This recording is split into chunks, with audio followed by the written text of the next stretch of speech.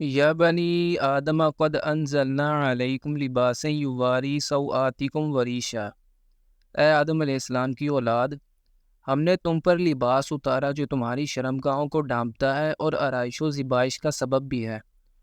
عربوں کے ہاں زمانہ جاہلیت کے غلط رسم و رواج و نظریات میں سے ایک راہبانہ نظریہ یا تصور یہ بھی تھا کہ لباس انسانی جسم کے لیے خواہ مخواہ کا تکلف ہے، اور یہ شرم کا احساس جو انسان نے اپنے اوپر اور رکھا ہے یہ بھی انسان کا خود اپنا پیدا کردہ ہے۔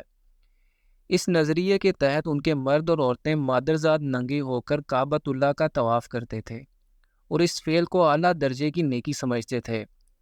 ان کے نزدیک یہ نفی ذات سیلف انائلیشن کا بہت بڑا مظاہرہ تھا اور اس وجہ سے اللہ تعالیٰ کے قرب کا ایک خاص ذریعہ تھا۔ وَلِبَاسُ التَّقْوَىٰ ذَٰلِکَ خَیْرٌ، اور اس سے بڑھ کر تقوی کا لباس جو ہے وہ سب سے بہتر ہے۔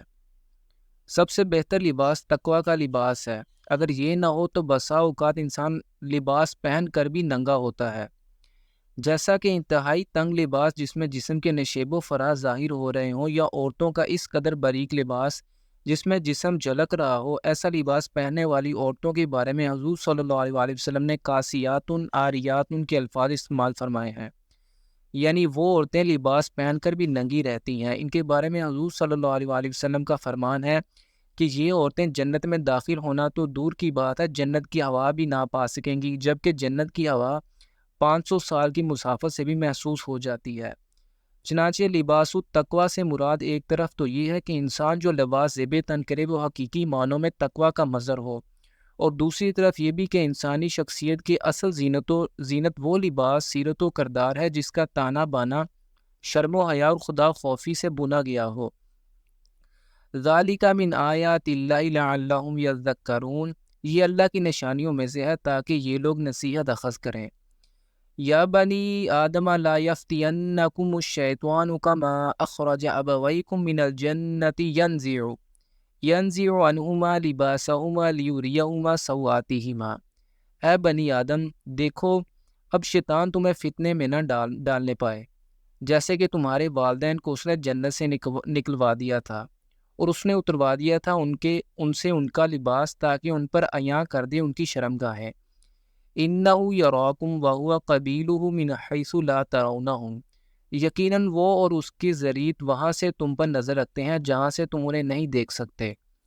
چونکہ ابلیس کو اللہ تعالیٰ کی طرف سے قیامت تک چھوٹ ملی ہوئی ہے، لہٰذا وہ نہ صرف مسلسل زندہ ہے بلکہ اس نے اپنی اولاد اور اپنے نمائندوں کو اپنے ایجنڈے کی تکمیل کے لیے انسانوں کے درمیان پھیلا رکھا ہے۔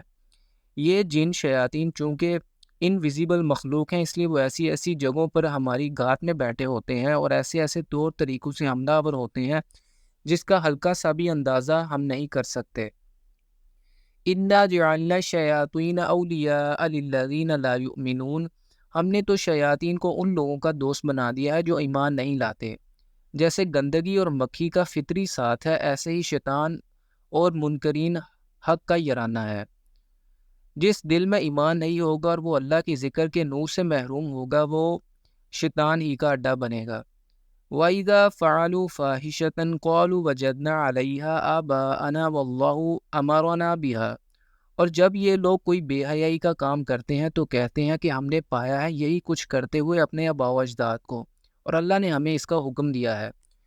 مشرکین عرب جب ننگے ہو کر خانہ کعبہ کا طواف کرتے تو اس شرمناک فعل کا جواز پیش کرتے ہوئے کہتے کہ ہم نے اپنے آباء و اجداد کو ایسے ہی کرتے دیکھا ہے، اور یقین اللہ ہی نے اس کا حکم دیا ہوگا۔ یہ گویا ان کے نزدیک ایک ٹھوس قرائنی شہادت تھی کہ جب ایک ریت اور رسم چلی آ رہی ہے تو یقیناً یہ سب کچھ اللہ کی مرضی اور اس کے حکم کے مطابق ہی ہو رہا ہوگا۔ قُلْ إِنَّ اللَّهَ لَا يَأْمُرُ بِالْفَحْشَاءِ أَتَقُولُونَ عَلَى اللَّهِ مَا لَا تَعْلَمُونَ۔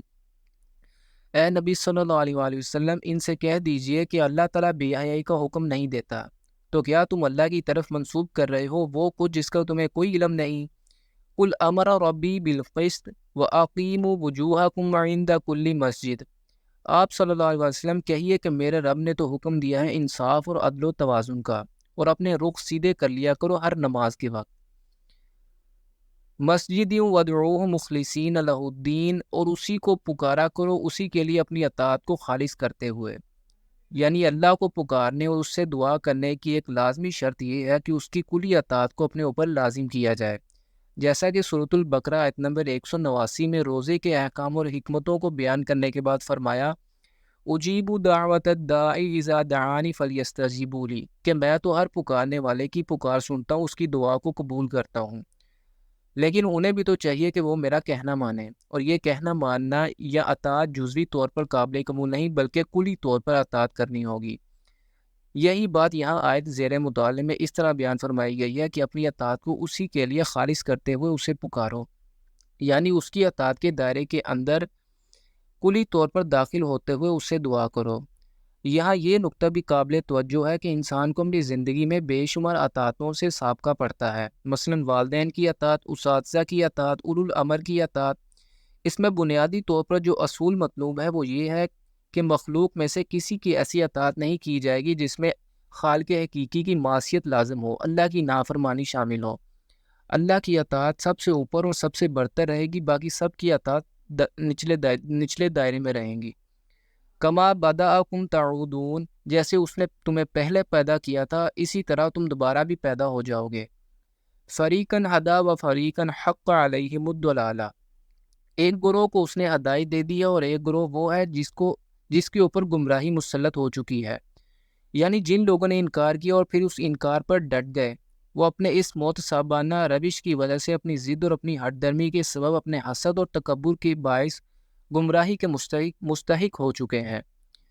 انہم اتخذوا الشیاطین اولیاء من دون اللہ ویحسبون انہم مہتدون، اور یہ اس لیے کہ انہوں نے شیطانوں کو اپنا ساتھی بنا لیا اللہ کو چھوڑ کر، اور سمجھتے یہ ہیں کہ ہم ہدایت پر ہیں۔ یا بنی آدم خذوا زینتکم عند کل مسجد، اے آدم علیہ السلام کی اولاد، اپنی زینت استوار کیا کرو ہر نماز کے وقت۔ یہاں اچھے لباس کو زینت کہا گیا ہے، جیسا کہ آیت 29 میں لباس کو ریشن فرمایا گیا تھا، یعنی لباس انسان کے لیے زیب و زینت کا ذریعہ ہے۔ یہاں پر نقطہ بھی قابل غور ہے کہ ابھی جن 3 آیات میں لباس کا ذکر ہوا ہے ان تینوں میں بنی آدم کو مخاطب کیا گیا ہے۔ اس کا مطلب یہ ہے کہ لباس کا معاملہ پوری نوع انسانی سے متعلق ہے۔ بہرحال اس آیت میں جو اہم حکم دیا جا رہا ہے وہ نماز کے وقت بہتر لباس زیب تن کرنے کے بارے میں ہے۔ وَكُلُوا وَاشْرَبُوا وَلَا تُسْرِفُوا إِنَّهُ لَا يُحِبُّ الْمُسْرِفِينَ، اور کھاؤ اور پیو البتہ اسراف نہ کرو، یقیناً وہ اسراف کرنے والوں کو پسند نہیں کرتا۔ یہ حکم بھی تمام بنی آدم کے لیے عام ہے کہ دنیا کی یہ چیزیں تمہارے لیے ہی بنائی گئی ہیں، ان چیزوں سے جائز اور معروف طریقوں سے استفادہ کرنے پر کوئی پابندی نہیں ہے، البتہ اللہ کی عطا کردہ نعمتوں کے بیجا استعمال اور اسراف سے اجتناب ضروری ہے، کیونکہ اللہ اسراف کو پسند نہیں کرتا۔